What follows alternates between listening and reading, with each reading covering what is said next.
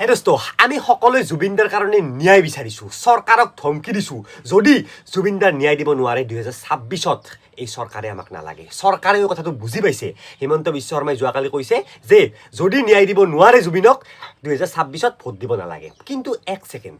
আমি কেনেকুৱা ধৰণৰ ন্যায় বিচাৰি আছোঁ এইটোতো একবাৰ ভাবিব লাগিব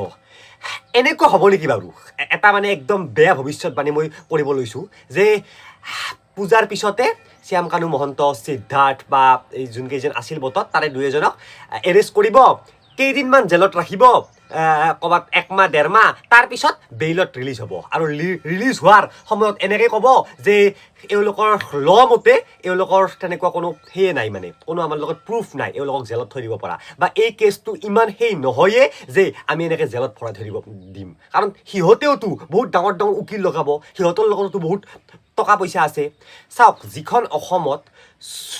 ট্ৰেডিং কেলেংকাৰী ইমান ডাঙৰ টকা পইচাৰ কেলেংকাৰীৰ চুমি পিছত ওলাই আহিলে আমিতো পিছততো একাউণ্টেবিলিটি নাৰাখিলোঁ যি সময়ত চুমিৰ লগত কেছটো হৈছিলে তেতিয়া আমি চবেই হাল্লা কৰিছিলোঁ এৰেষ্ট কৰিব লাগে কিন্তু পিছত যেতিয়া ওলাই আহিলে তেতিয়া ইমান একো নাই আৰু নৰ্মেল ঠিক আছে যিহেতু আইনে চাইছে